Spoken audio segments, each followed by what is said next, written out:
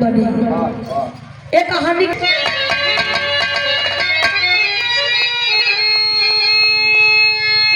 बेटी में होती है माँ ताकि साया गृह लक्ष्मी कहीं जाती है बेटी। बेटी की बारात दिन शादी लौटे तो किस्मत पर आंसू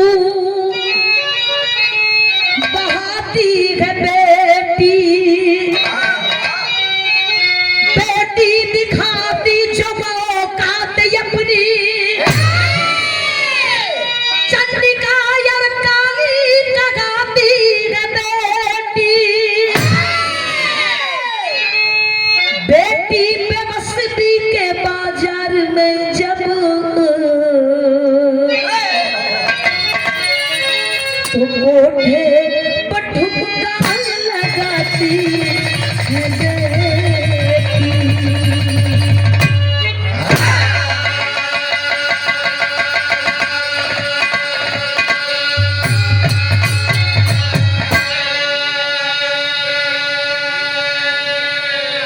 बेटी बेबसी के बाजार में जब तो कोठे पर ठुमका लगाती है बेटी। हम बहन बेटी के साथ कितना अन्याय कितना अपमान, हर चौराहे पर हर मोड़ पर हर गली में बहन बेटी सुरक्षित नहीं थी। गजल के लाइन हम कैसे मास्टर हम ये थोड़ा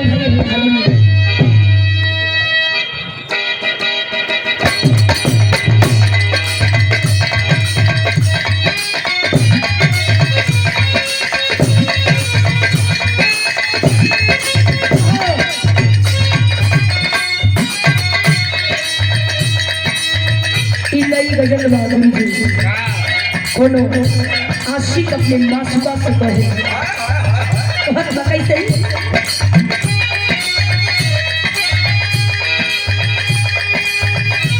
नजर में सोखी हंसी लबों पर नजर में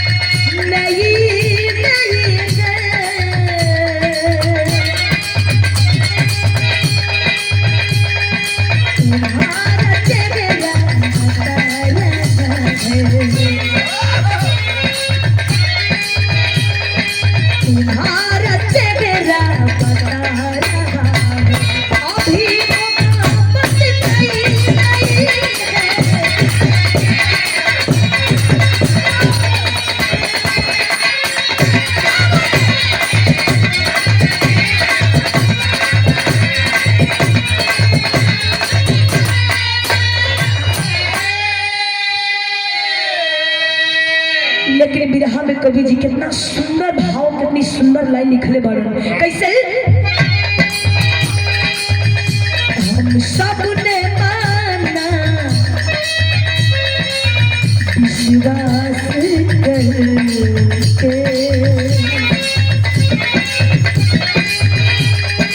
हम सबने माना विश्वास करके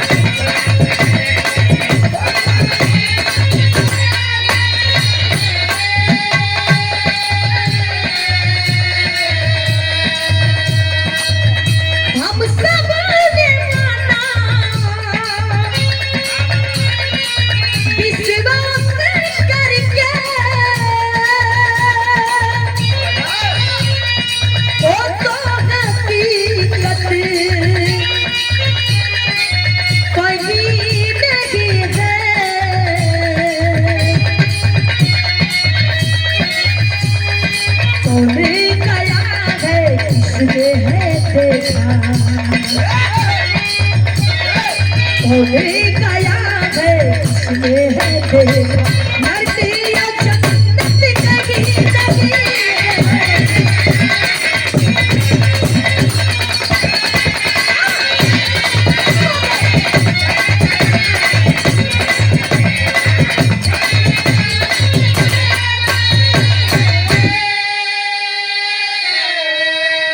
हम सब ने माना विश्वास करके वो तो हकीकत कहीं नहीं है।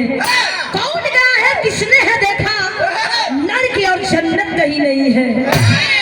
कहल बड़ी आसान है कहे तो कही देने जाके बाबूजी तो मर गईलन सीधा स्वर्ग में गई हुई है। फिर बाबूजी लौट के आई है ना बताई है ना कि हम स्वर्ग में बनी कि नरक में बनी। वो स्वर्ग में जियत कोई जाई नहीं जो मर गई वापस आई नहीं। यही से कवि लिखने बड़न कौन गया है किसने है देखा नरक और जन्नत कहीं नहीं है। ऐसे अगर ढूंढो तो ऐजा कुल बा तनी गौर कर जाई कहानी कैसन बा कहाँ के बा भाव हो कैसे बात कर।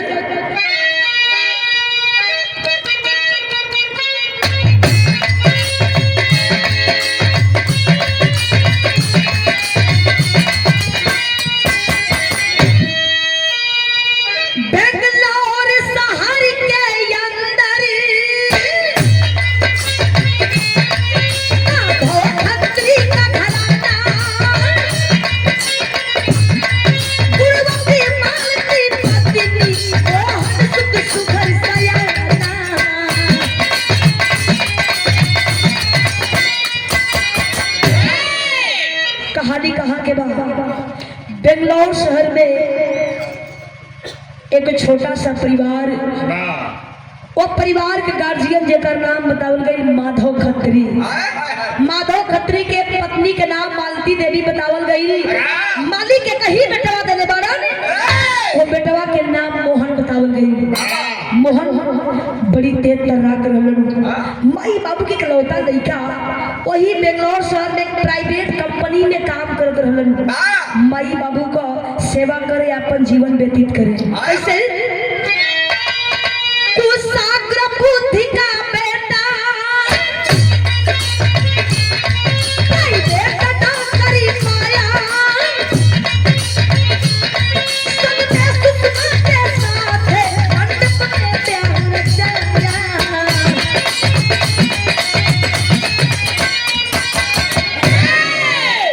माई बाबू अपने बेटवा मोहन के देखभाल करन की अगर बेटवा के बियाह कर दिया जाई घर में दुल्ही ना जाई पतो हो जाई तो समय से 2 वक्त के रोटी लागी मिले हमन के ढेर परेशान ना हो के पड़ी। माई बाबू अपने बेटवा मोहन के बियाह कैलन एगो गरीब घर की लड़की रहे भले गरीब रहे लेकिन बड़ी सुखर बड़ी संस्कारी रहे।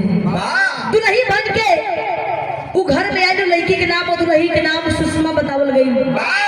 सुषमा दुल्ही बन के घर में आई है। अब शादी के 15 दिन बीतल रहे। मोहन जौना प्राइवेट कंपनी में काम करत रहलन उहे कंपनी 1 महीना के लिए मुंबई भेज देलस। मोहन मुंबई गईलन हा दुल्हन रोवत हिया कलश काजी हमार नसीब कैसन बा। शादी के 15 दिन ना बीतल आप मुंबई चल गई हमें छोड़ के गई घरे पगली 1 महीना खातिर नहीं बनी रही कि कई बड़ी से ही रहो। चिंता मत कर दुबई लोग कैसे रही जाला मेरा मुँह के छोड़ के 2 साल 3 साल हम तो 1 महीना खातिर आई बनी ना। दुल्ही रोवत हिया मोहन संभलन कलन की मत रो कल ने कैसे गीत लागल गीत कवन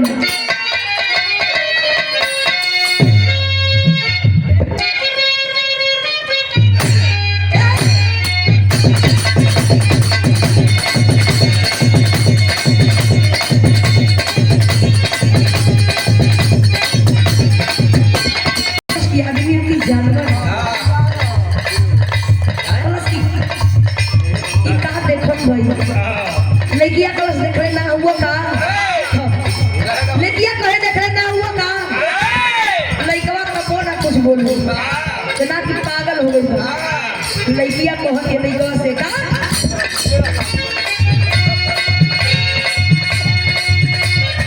देखे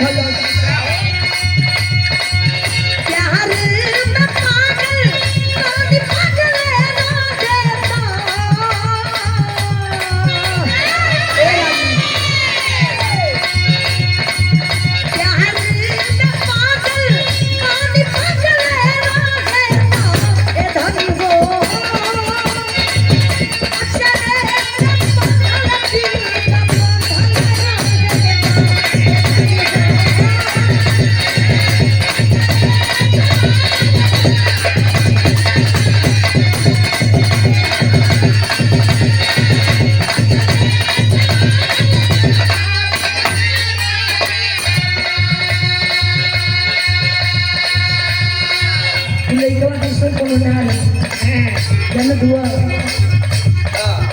लइकवा दूसर ना रहे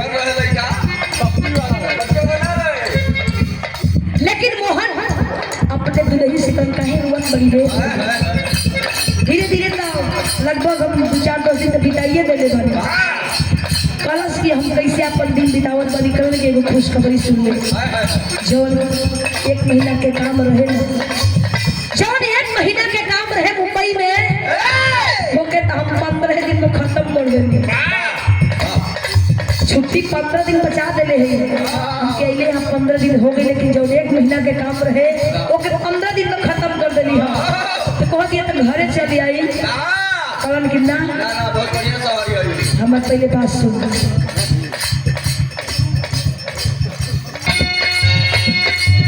का सोचेलू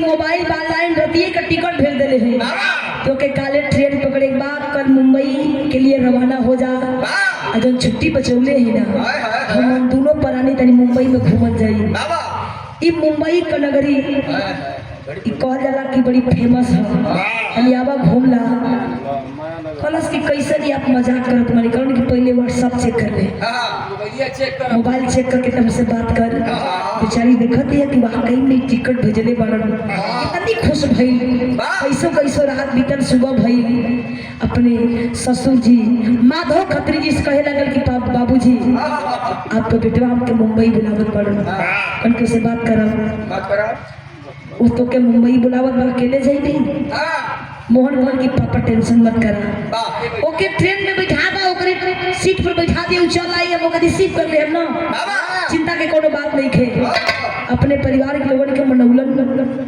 ले गए अपने बहू के माधव खत्री स्टेशन पे छोड़े जो ना ट्रेन के टिकट है ट्रेन आई ले जाकर कर सीट पर बैठौलन हम जब सुषमा पर रूप सजा के चलल ही इतनी सुघर रहे को कोनो जवाबे ना रहे तेरी के भाव कैसे बात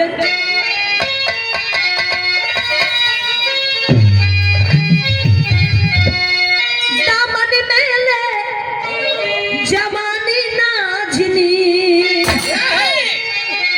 दामन मेले जवानी नाजनी तनीर खे राह दीवाना चली रूप की रानी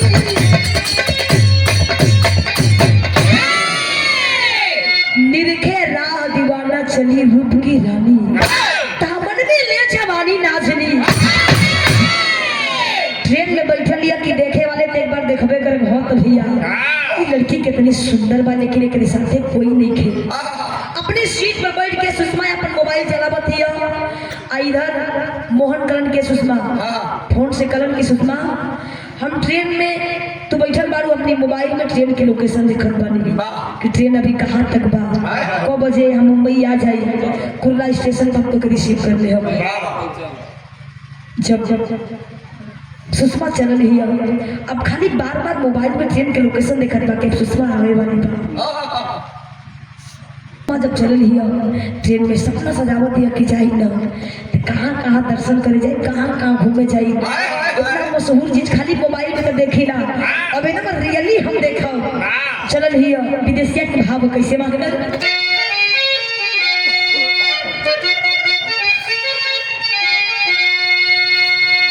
सोचली सुषमा सयानी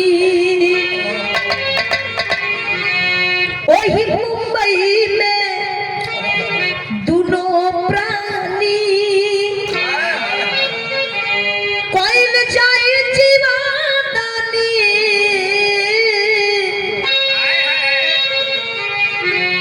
माई के दर्शनवा कलश के अपने सैया के साथ मुंबई में सबसे पहले हमारी ये काम रही कि विरार में एकदम साक्षात देवी जीवदानी मैया के हम दर्शन कर करीब तो कहीं घूमे जाए। ट्रेन धीरे धीरे कई स्टेशन बीत गई। एक स्टेशन पे जाके गाड़ी लगी, वही स्टेशन से एक नौजवान उसी बोगी में चढ़ा, सामने वाली सीट उस नौजवान का उठाया करके अपनी सीट पर बैठ गया। सुषमा अपन मोबाइल चला रही है और नौजवान भी अपना मोबाइल चला रहा है। कुछ दूर जाते जाते और नौजवान सुषमा को देखा कि इसके साथ कोई है नहीं, अकेली है, किसी से बात भी नहीं कर रही है। कहा कि हेलो मैडम, आपके साथ कोई है नहीं क्या? बस नहीं, मेरे साथ कोई है नहीं, मैं जा रही हूँ अपने पति के पास मुंबई। एकदम खुश होकर कहला। और नौजवान कहा कि मैं भी आपका भाई जैसा हूँ, चिंता मत कीजिए, कोई दिक्कत नहीं होगी, हम आपके साथ हैं। हमको भी वही तक जाना है जहाँ तक आपको जाना है। अब बात विचार होने लागल, यही के विश्वास कहल जाला। विश्वास में विश्वासघात हो जाना कबो कबो कहे के पड़ल। होवे लागल बात फिर विश्वासघात भइल, बेहोशी के दवाई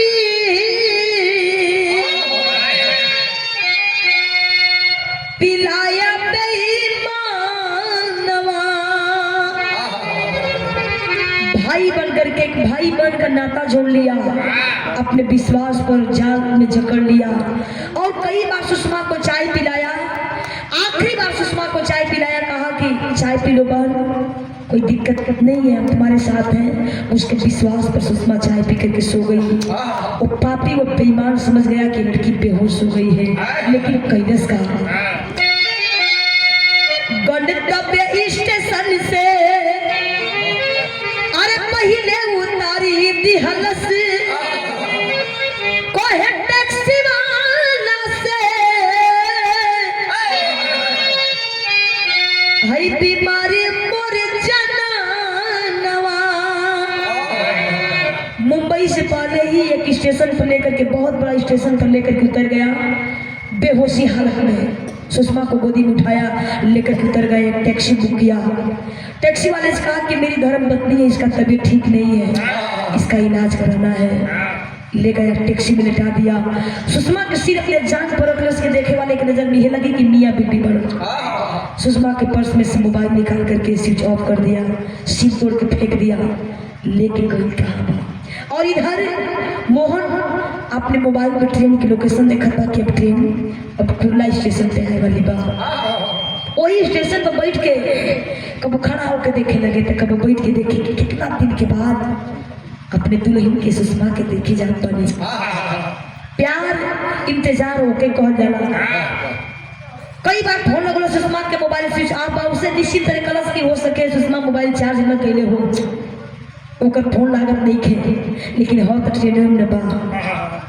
जब सुषमा को बेहोशी हालत में पपिया कहाँ लेके गई बा, तनी गौर के जाई। गीत लागल, गीत कवन बा?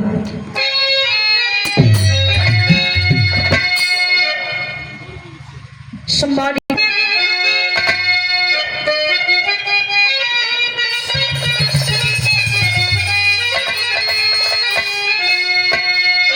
बाछी के जंगल में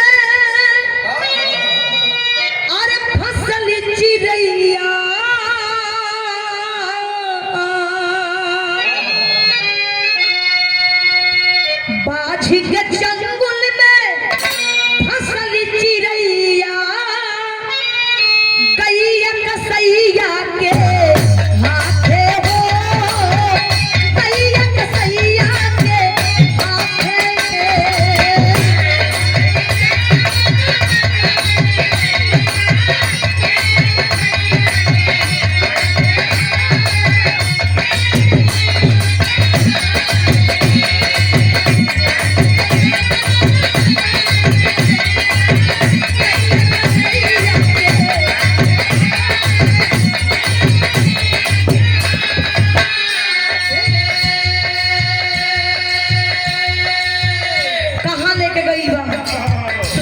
बेहोशी हालत में लेके वो बेईमान वो पापी लेकर गया एक बहुत बड़ा कोठा, जिस कोठे की मालकिन उसका नाम चंपाबाई बताया गया। ले गया पापी चंपाबाई के कोठे पर, वो कोठे का दलाल था। ले गया 40,000 में सुषमा को चंपाबाई हवाले कर दिया। सुषमा को कुछ नहीं के पता कैसा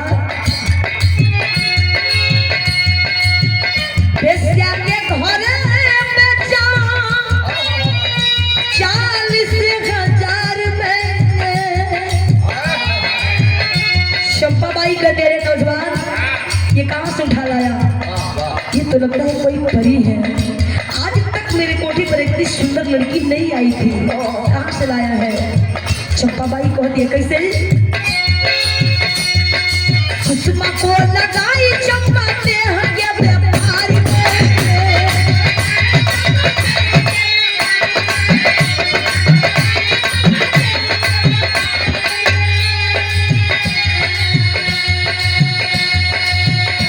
जन्माष्टमी के होई खूब कमैया दैया सैया के हाथे हो, दैया सैया के हाथे के।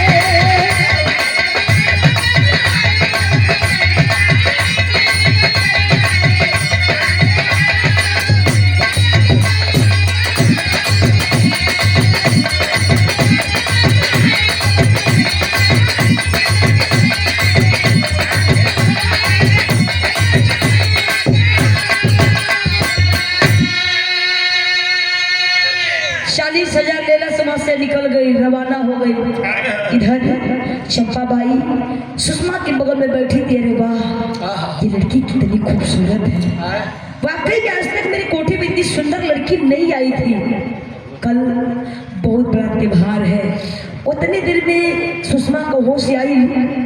सुषमा उठ के बैठल, एकदम चारों ओर ताकत बा। देखला चंपाबाई के करिश्मा, ये कौन सा जगह है माँ? मैं तो ट्रेन में थी और मुझे यहाँ कौन लेकर के आया माँ? चंपाबाई कहते हैं कि तुम्हारा क्या नाम है? करिश्मा मैं बता दूंगी, लेकिन तू बता मैं कहाँ आई हूँ माँ? मुझे कौन लेकर के आया? मेरा मोबाइल नहीं है। कृष्ण लड़की तू जानना चाहती है कहाँ आई है? तुझे नहीं पता है, यही तेरा घर है और यही तेरा जिंदगी है। कस बताइए जगह कौन सा है, मैं कहाँ आई हूँ? कस की जगह और जो तू जहाँ है वो कौन सा जगह है? बेटी सुन, तू कोठे पर आई है। ये कोठा है। टूट गई सुषमा, दौड़ के जाकर पैरवा पकड़ के रोने लगल। कस माँ, मैं इस खानदान की बेटी नहीं हूँ जो तू समझ रही है, मुझे जाने दे माँ। एक बार मुझे मेरे पति से बात करवा दे, मेरा मोबाइल दे दे, मैं खुद बात करूंगी। मैं कहा हूँ जितना पैसा तुम्हें चाहिए मैं दिलवा दूंगी। करस नहीं, पैर पकड़ के रोवत बा। और इधर जब ट्रेन जाके स्टेशन पे लगल ना, एकदम बावला बन के मोहन हर बोगी में, हर एक बोगी में, सुषमा तू किधर है? सुषमा, मैं पागल होता जा रहा हूँ। सुषमा तू किधर है? बोगी में गया, उसके सीट के पास गया, नहीं है सुषमा। उतर गई, मन में कई शंका हो गई कि बार सुषमा, हमरे प्यार का सजा तोरे दिल में ये रहे, हमारे प्यार कैला के नतीजा ये दे रही सुषमा। हमें छोड़ के दूसरा के संग फरार हो गई। सुषमा मौका का फायदा उठा के दूसरा के संग चल गई, भाग गई। हमें धोखा दे देने समय, परिवार के संग धोखा दे देने। प्लान किया, कहा कि सर मेरी धर्मपत्नी सुषमा मुझसे मिलने मुंबई आ रही थी, इस वक्त उसका मोबाइल स्विच ऑफ है और न जाने कहाँ है। सर बोले बेटा रो मत, अगर कोई जानकारी मिलेगी तो हम लोग फोन कर देंगे, तू जा। कलश के रही मर जाए, मुंबई में मर जाए, लेकिन अम्माई बाबू के पास ना जाए। गांव के लोग ये ना ताना नहीं कि कार्य साला का बात कर, तो मेहरा तो के छोड़ के भाग गई। माई बाबू के धोखा दे के सुषमा चल गई। ओकर मन में एकदम शंका हो गई, लेकिन कोठे पर लाचार सुषमा चंपाबाई के पैर पकड़ के रो, माँ मुझे जाने दे, सिर्फ एक बार मेरे पति से बात करवा दे माँ। चंपाबाई का तेरा लड़की, तेरा नाम क्या है? कलश माँ मेरा नाम सुषमा है माँ। कलश सुन, कल के लिए रेडी हो जाना, कल बहुत बड़ा त्योहार है जानती है। कल श्री कृष्ण जन्माष्टमी है और हर साल इस त्योहार पर मेरा पुराना ग्राहक बहुत पैसे वाला है, वो इस कोठे पर आता है और जिसके साथ रहता है रात में उसे भी पैसा देता है और कोठे भी पैसा हमें भी देता है। तुम्हें अब पैसा कमाना है। कलश माँ, इतना बड़ा न्याय मेरे साथ क्यों कर रही है माँ? कितना पैसा चाहिए मैं दिलवा दूंगी, लेकिन मुझे एक बार मेरे पति से बात करवा दे। डांट करके बात देती है लड़की, जिद मत कर। कई बार चंपा बाई सुषमा को झापड़ मारती है और कहत में कैसे गीत लागल, गीत करूंगा।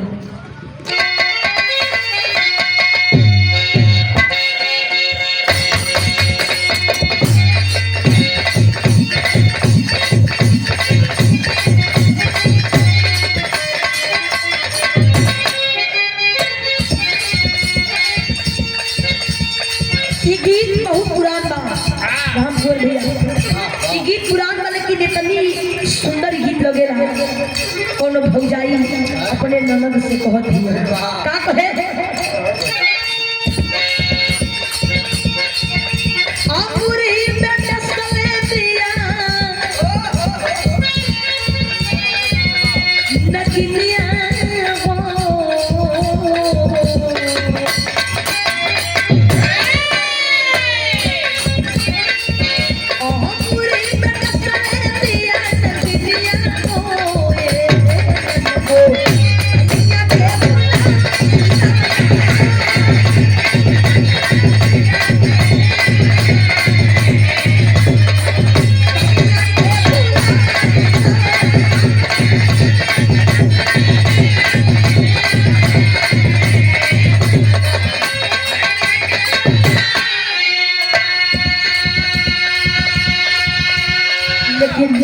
चंपा बाई का तेरे लड़की सुन, यही तेरा जिंदगी, यही तेरा घर है, कल के लिए तैयार होना है तुम्हें। कहत मकई से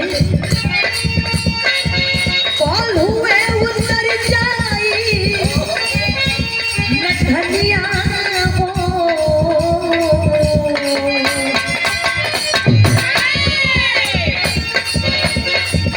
कौन हुए उतर जाई नठनिया वो,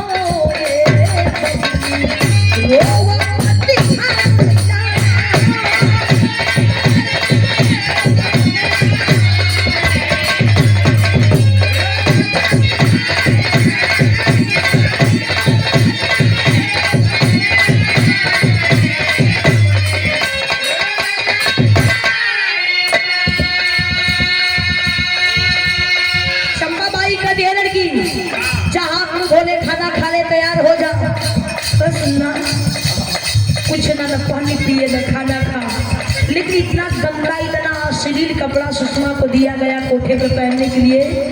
चंपा बाई कहती है सुन, कल मेरा ग्राहक, कल जो मेरा ग्राहक आने वाला है कल रात को आएगा करीब 8:30-9 बजे, और उससे निराश मत करना, खुश करके भेज देना, हमें बहुत पैसा मिलेगा।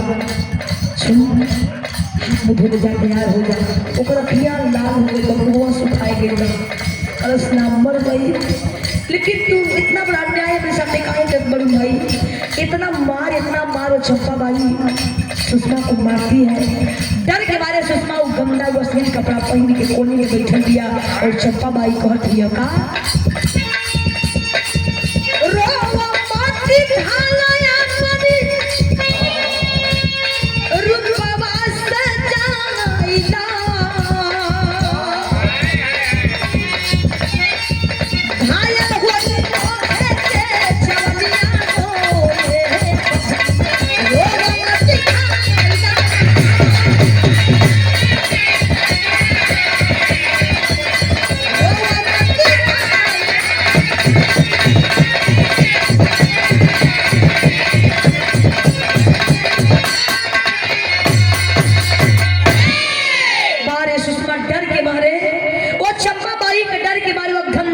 कपड़ा पहन करके वही कोठी पर कोने में बैठ कर रोवत बा। सुबह भई वही कोठा के अगल बगल भगवान कन्हैया की जय, कोई जयकारा लगावत बा, कोई कीर्तन गावत बा, कोई भजन गावत बा।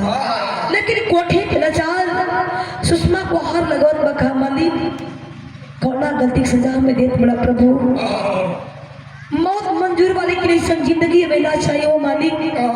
हम कौन गलती कैले बानी? अरे द्रौपदी के लाज बचा सकेला का एक कोठा पर एगो बहन एगो बिटिया एगो पत्नी के लाज ना बचा सकेला। हम क्यों के पत्नी बानी, कोई के बहन बानी, कोई के बेटी बानी, हमें बचा दे मालिक। रोज का कोठे पर दिनवा बीत गई, जज सर्दिया हो भैया गनगन गनगन कांपत ये सुषमा ये आखिरत के कर शिकार बनी आज। काश मालिक ये दुनिया से विश्वास छट गई तो उस विश्वास में प्रभु कोई पर विश्वास नहीं खे हमार कोनो सुवाई ना भई। कोठा पर रात भइल करीब 8:30 बजे, अब 9 बजे वाला बा। अब कोठे पर सुबह गनगन गनगन कांपत है, ओकर कोनो चारा नहीं खे। चलो जाई त जाई कहाँ? पापड़ से भावो कैसे मास्टर?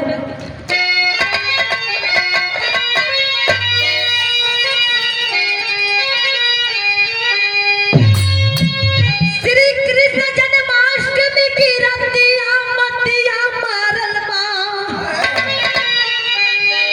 हवस पुजारी पहुँचाले दौलतिया मतिया मारल बा।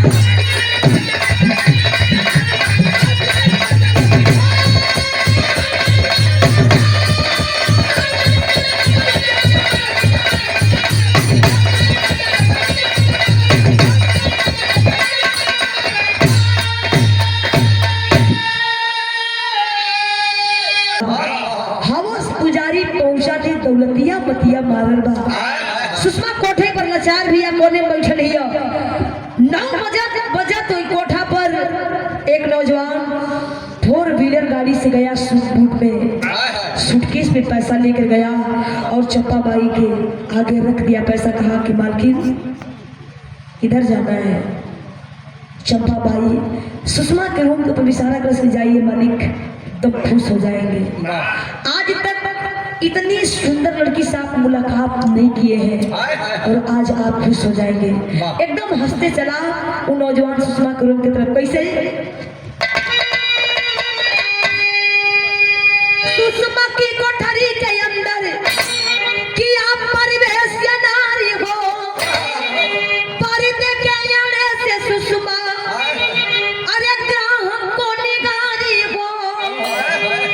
भले गंदा अश्लील कपड़ा सुषमा पहने रहे, लेकिन एगो दुपट्टा से अपने चेहरा के ढकले रहे, संस्कारी रहे, अपनी चेहरा को छुपौले ही। और नौजवान गया सुषमा के रूम में, देखा कि लड़की नीचे कोने में बैठी है, अंदर से दरवाजा बंद कर लिया और बेड पर बैठ गया। कहा हेलो मैडम, आप नीचे बैठी हैं, आपका जगह वो नहीं है, आपका जगह यहाँ है, मेरे पास आ जाइए।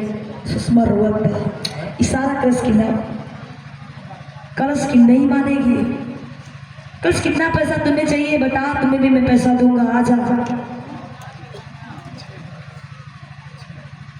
आज तुम्हारे साथ रात बिताने के लिए मैं कितना पैसा दिया हूँ और कितना पैसा तुम्हें चाहिए बोल, मैं अभी दूंगा, लेकिन आजा बेड पर बैठ जा। सुषमा हुई घूंघट में से वो नौजवान के चेहरा के देखा थी, लेकिन नौजवान वो व्यक्ति सुषमा को चेहरा को नहीं देख पा रहा था। कहा कि नहीं मानेगी, डांट करके बात दिया। अरे लड़की तू नहीं मानेगी,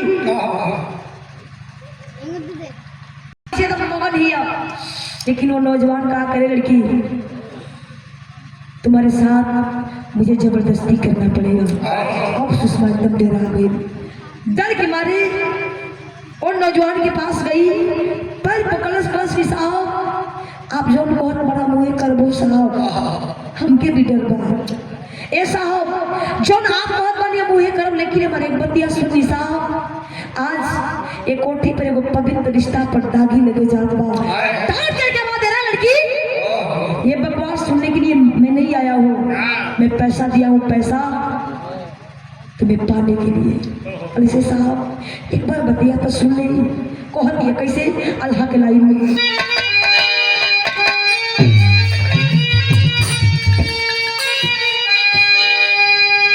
रोज में पैरों पकड़ के कहती है कैसे? अरे राखी बंधा के भैया सैया जा हुई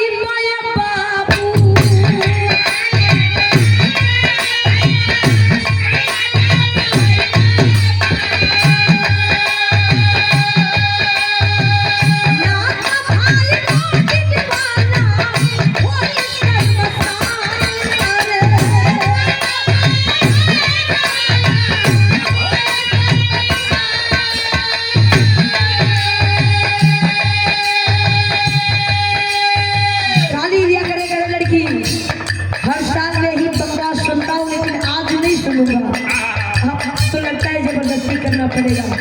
बस आज एक कोठे पर एगो भागिन बहन के किशन किस्मत बा कि आज अगर भाई आज कोठे पर रात बितावे खातिर पैसा दे रहा तो जिद करत बा कलश ना कि मेरी बहन ना मैं तेरा भाई हूँ।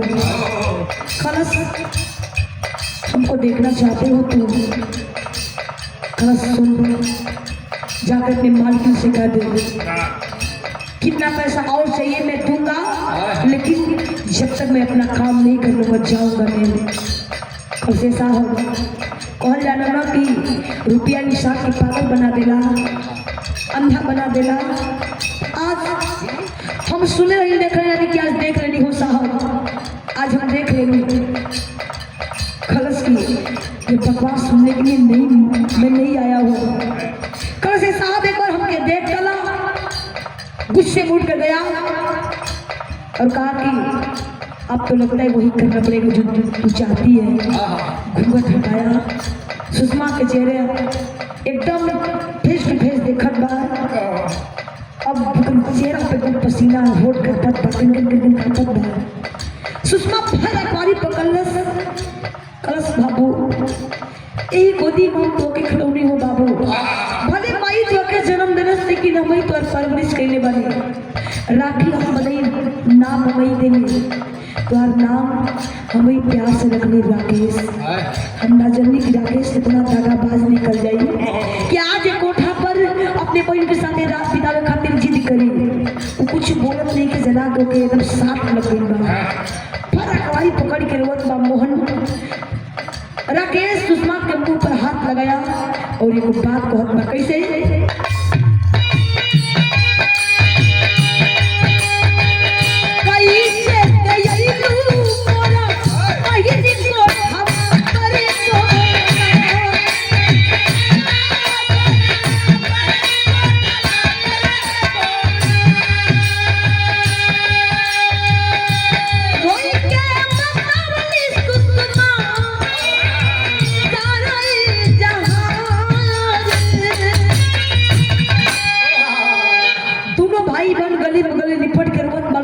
लेकिन राकेश मुंह पर हाथ लगाया, कहा कि दीदी रो मत, अगर कोई जान जाएगा हम दोनों भाई बने ना, कोठा से बाहर नहीं जा पाएंगे।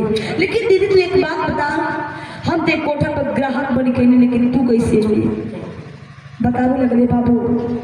तू ये मुंबई में आके माई बाबू के भुला गईला ना, माई बाबू के कबो हाल चल ना कैला, फोन ना कैला। माई बाबू मर बिया के बहुत कोशिश के लिए जाकर अपने बाबू के हम शादी में बुलाई, मर बाबू आई। बहुत उम्मीद रहे कि मर बाबू शादी में आई, लेकिन ना आई। नाता रिश्ता कुल खत्म कर देला बाबू। माई बाबू के बुला गई, माई बाबू मर बिया कैलन। हमार पति यही मुंबई में रहलन जेकर नाम मोहन बा।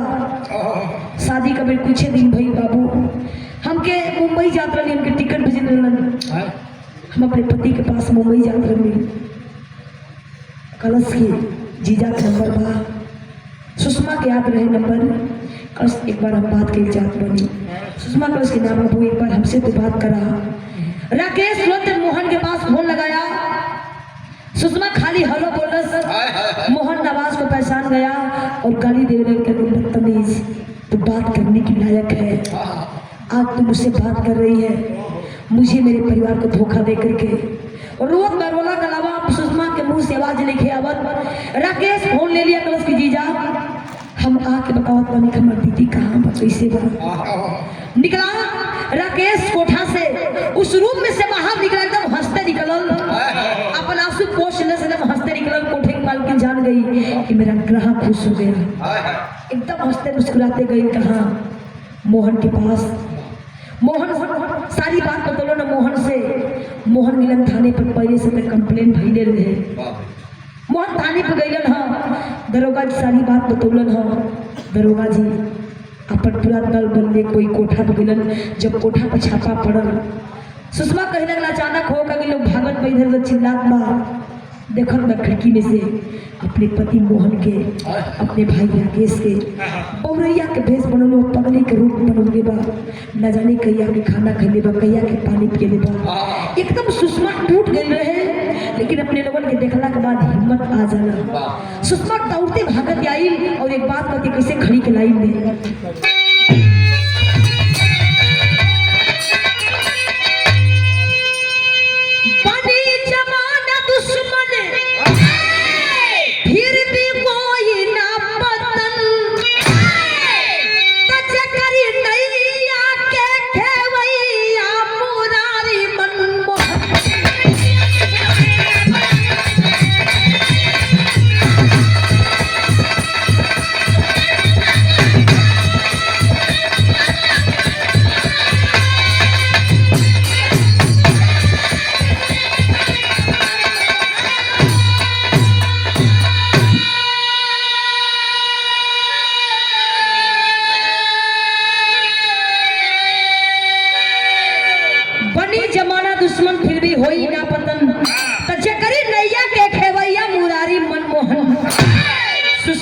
लेके आके अपने पति मोहन के भाला कबारी पकड़ी के रोवत बा। आस की जल्दी लेके चली, हमके बहुत डर लागत बा। कहीं आके खाना खैले बनी, कहीं आके पानी पियले बनी, जल्दी लेके चली। हम मौत मंजूर कर, लेकिन ऐसी जिंदगी हमें ना चाहिए। तो पति पत्नी के प्यार देख के लोगन के आंख से आंसू चले लागल। लेकिन राकेश कहलन कि हम दुनिया में मुंह दिखावे लायक नहीं की। लोग ये नहीं कही कार्य सारे का बात करबे। तो अपने बहन के साथ कोठा पर रात बितावे खातिर पैसा देवे जीत करते रहे। हम का मुंह दिखाई समाज में। सुषमा गई कलश के बाबू आज तू रोज बड़ा बाबू, हम परी पर नाच करत बनी। आज एक कोठा पर तू ना आई होता, आज हम दूसरा के शिकार बने होते। तुम्हारी खातिर भगवान का भैया से कम नहीं हो भैया। कहल जाला जहाँ विश्वास बा वही विश्वासघात बा। कस की बाबू अगर ट्रेन में वो बेईमान के अगर अपन भाई ना मनले होती, अगर विश्वास बचाए ना पियले होती, आज हम कोठा पे ना आई होती। यही से कहले कि जहाँ विश्वास बा वही विश्वासघात बा। अगर आपन धोखा ना करी तो दुश्मन के मजाल नहीं के तोरे संग धोखा कर दे। अपने ही आग लगावेलन, दुश्मन के भेद देलन, दुश्मन के मौका मिल जाला। यही से कहला कि आपन कब दगा दे दे कोनो गारंटी नहीं थी। आखिरी भाव कहे